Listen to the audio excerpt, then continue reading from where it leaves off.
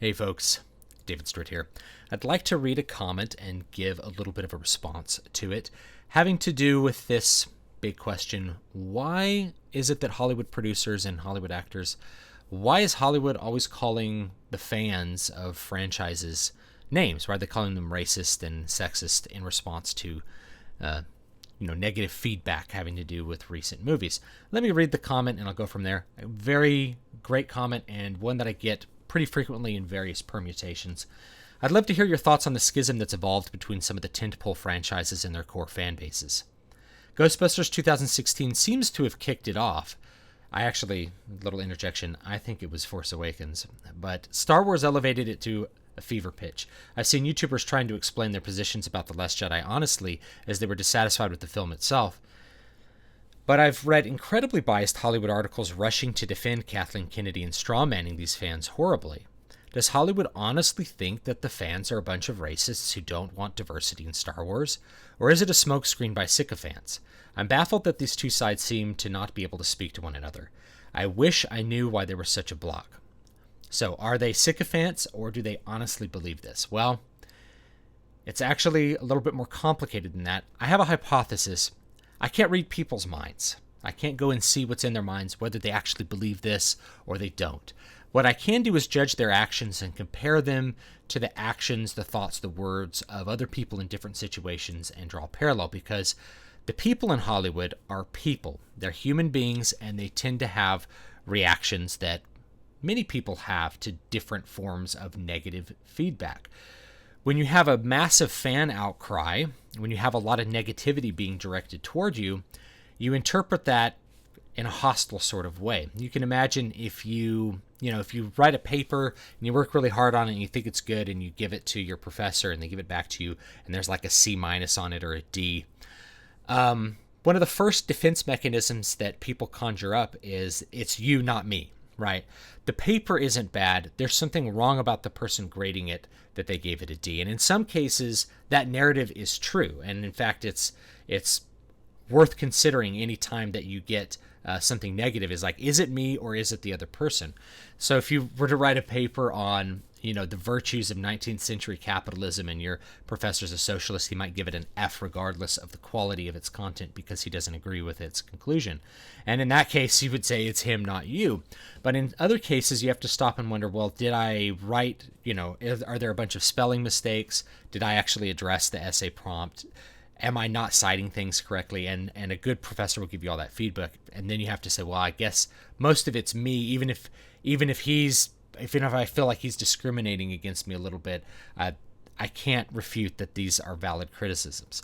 And this is a natural process everybody goes through with everything. A paper is a great example because it's something that's reflective of something you did. But think about like a relationship. If somebody dumps you, if somebody breaks up with you, if your boyfriend breaks up with you, that's an immediate judgment on you as a person. That's something like deeply hurtful. So one of the first things that happens when people get dumped is they come up with the "it's you, not me." They'll start creating a narrative. They start writing a story where the person who dumped them was bad for them anyway. And that may or may not be true. It's not a bad thing to go through this. It's a natural defense mechanism because we don't want our person and our ego to be destroyed and withered, because then we'll feel lost and we won't have the confidence to go through life. But they come up with things like, well, I was going to break up with him anyway, or something that mitigates the negative judgment on you, and that's kind of what you can see in these media back and forth, right? So you have fans that come out and they criticize the movie, and then the response is, well, the fans are a bunch of, most of these fans that are really toxic, the toxic fans, they're all sexists and misogynists or racists or something else, some other name that you call them. You're removing from them their humanity, right? You're dehumanizing them. Because if somebody who's dehumanized doesn't like you, that is infinitely less hurtful than somebody who you love telling you that they don't like what you did. So if a murderer sitting in prison doesn't like your movie, it's it's okay because like who cares? He's a bad guy, right? But if somebody that you actually care about says that your movie's bad, it can be really hurtful. So that's a natural defense mechanism. Now, as to whether they actually believe it or not, you can believe what you choose to believe. I know that sounds like a weird thing, but if you repeat something to yourself, if you do enough self-talk, then you really do believe it. And so if you come up with this excuse, hey, they're racist and they're sexist, they're homophobic, and that immediately removes from you the distress of wondering if you're bad at what you did, or if you did something really bad that people don't like. If that removes that psychic distress, then you're going to keep repeating that until it just becomes a natural belief. It becomes an inbred belief. It's kind of like a cognitive behavioral thing. You just continue to repeat that thing in your mind until you believe it's true. And so they may earnestly believe that the quote toxic fans, which are just regular longtime fans who happen to have, for the most part, who happen to have a better ability to communicate their criticisms than they did 30, 40 years ago. And so it's their natural response to it. Now, at the same time, and I know I'm humanizing people in Hollywood, but they're human, and human beings are flawed, and they do flawed things, and they misunderstand things, and they think wrongly all the time. They're human beings, and so you have to give them a little bit of understanding and credit for that, even if you think it's really awful what they say and what they do. But unlike 40 years ago, where you may have newspaper criticisms of your movie, you can avoid those. It's really easy not to read them. You may have to deal with an executive saying, like if you're the producer or director of a movie, saying, well, the reviews are in and it's bad and people aren't going to see it. We need to fix something about the next movie. That's more of a business kind of approach to it. But if you're like on Twitter, if you're a celebrity on Twitter, and what you get is constant, you're constantly seeing mentions about how bad you are at your job and how bad the movie is. And there's million view YouTube videos about how bad Last Jedi is, and there's an entire community of people built around like trying to take down Kathleen Kennedy or something like that, then it becomes a much more personal attack. It's like somebody coming after you rather than somebody criticizing something you did. And that line ends up being crossed. And you can't turn it off, right? If you're on the internet, it's really hard to turn it off. People, there's a thing on Twitter where if you have a blue check mark, if you're verified, you can set it up so you only see the tweets from other verified users.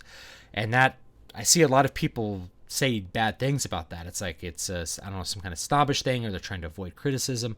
But I can tell you, as a person who's gotten like hate mail and negative criticism all day, every day for like the past 4 years, it gets a little old. And turning on that blue check mark, it cuts out a lot of that noise of just people constantly trying to get your attention to tell you that you're bad at what you do. And so you try to eliminate that, and then also you try to explain away why people don't like you, that they don't like you for some flaw that's in them rather than some flaws that's in you. And that's not always correct. It's not always a correct thing to do, but I think it's actually a fairly natural thing to do. So are the fans racist and sexist? Well, if you got 10 people in a room and one of them, you're going to end up with one person who's a jerk. And this is kind of like the greater internet dickwad theory.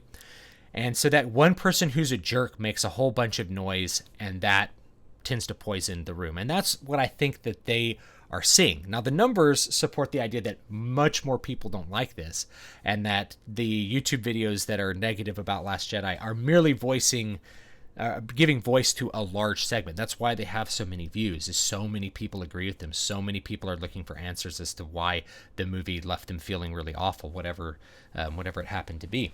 But at the same time, if you say, well, hey, they're sexist and homophobic, there's probably like one guy in there. There's probably some people who are. And so then you can judge everybody who criticizes you, you can judge them by that one person who has that one set of negative qualities, because anytime you get any collection of people together, there's going to be somebody who's got some racist tendency or something like that. It's just the way human diversity works. So you tend to judge everybody as guilt by association. That alleviates some of your psychic distress, and you can try to get on with your life. Now, eventually reality will catch up with you. Like, you can only ignore reality for so long. So, if we go back to like the writing a paper analogy. If you write a paper for your professor, he gives you a D because you wrote a paper defending 19th century capitalism and he's like a rabid socialist. Then you write a paper for another professor and she also gives you a D. How many D papers can you write before reality comes home to hit you that you need to improve your writing skills? Well, through that repetition, eventually you kind of figure it out. So reality will eventually catch up. Solo didn't do as well as people, as obviously as the studio wanted it to do. And The Last Jedi had a very big drop-off from the first weekend, which is worth noting because Star Wars movies tend to stay in theaters for a long time. People tend to see them multiple times, and that probably wasn't the case with Last Jedi. I've talked about this in some other videos. So eventually reality will come home to bite you, and you'll make a Star Wars movie that will do really badly. And then you can't avoid this idea that it's just some 1 out of 10 fans, that it's some tiny super vocal minority of fans that are ultra toxic, that are stinking up the room, that it's merely the voice of a much larger segment, and the numbers won't lie with that. So eventually reality will catch up to you, and you won't be able to kick the can down the road anymore. And so that'll be interesting. That'll probably happen within a couple of movies. I expect episode 9 to probably do okay, simply because people are hoping, there's still so much hope that somehow it's going to be good, and I don't see it happening. Disney doesn't have a very good track record of making Star Wars movies, so I don't see any reason why episode 9 would suddenly be good. So I'm not holding my breath on that one, but I think there's a lot of people who are, so there may still be a decent opening weekend. It may still make its money back, but that the bean counters in the back are going to look at that and be like, well, we were expecting a much bigger return for our $5 billion investment. We were expecting the brand to grow, not decline. And that means that the brand is being mismanaged somehow, and we need to change what we're doing. So eventually reality will take over. That doesn't mean that the people involved will stop believing that there's some kind of evil racist conspiracy to destroy Star Wars or destroy them. The greater relationship between the fans and the industry, which is involved with the fans, you can see this with Comicsgate. That's also worth noting. There's this big schism now, as this commenter mentions, why they can't speak to one another. Well, it's because you can't do new things and old things at the same time, is part of it. So that's the technical explanation. If you change a bunch of stuff about established superheroes, people who like those established superheroes are not going to like what you changed for the most part, right? Especially if you're changing things that seem arbitrary and stupid, like you're changing the character's sexuality for no reason. And that tends to get fans a little bit upset, and also just turns them off, even if having a gay character doesn't bother them at all. The fact that you felt like you needed to change the character to be gay is maybe bothersome to them, and they may stop reading it, may stop reading books, or consuming media, or whatever it happens to be. So the schism between the people who are producing something and the fans, really, when you're dealing with franchises are something special, because franchises, you have a continuation of things. So you kind of have to work within what's been established beforehand. Franchises are what is keeping Hollywood afloat, because they can't seem to come up with any original ideas. They're very, as budgets inflate, the risk involved with that budget becomes higher and higher, and they're more or less, they need to have greater and greater insurance that they're going to be able to recover most of their costs. So that means that franchises are a very safe haven, if you want to think of it in investment terms. But at the same time, you're hiring artists who want to do things that are creative, and so they want to change things, and maybe they want to express some social message that wasn't present in the original thing. That's not really fair to the franchises, and therefore it's not fair to the fans. So that's where I think most of the fan backlash is coming from with most of these things, is that it's unnecessary and unwanted change to something that's established and loved. It'd be kind of like, if you have a story and there's a character that you like and it goes along, and then the next book, the character completely changes into somebody wicked and evil. That tends to be rather upsetting, because now you're vision in your mind of that character is of an evil character. So you can't even ignore the last book and just think of the last four. Here's the first four. My Luke Skywalker is like this. I'm imagining my Luke Skywalker from the EU.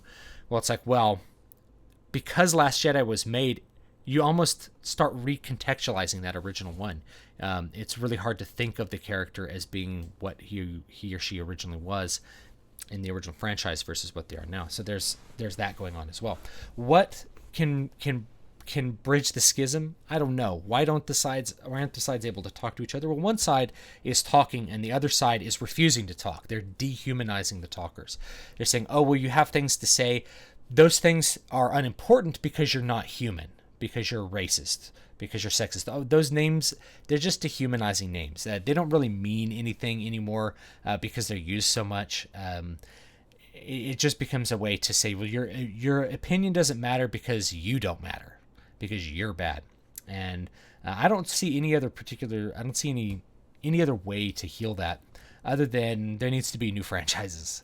And there'll be something will happen that will shift the dynamic that we're in, and we'll maybe see some new franchises, and the old properties will get maybe traded around and be thought of differently with new creators, and maybe we'll see better things happen. So I think it's natural response of human nature and an inability to really consider one's own faults and instead dehumanize the attacker, because that's the swiftest path towards like alleviating any kind of psychic discomfort. To accept criticism and have to change yourself is very difficult, and that's a tall order, versus hearing criticism and saying the criticism doesn't matter and then moving on with your life. That's a quick and easy and dirty way to just get past it. So that's what I think's going on, and I don't know what'll fix it, but maybe something will fix it. Eventually reality will make continuing that particular narrative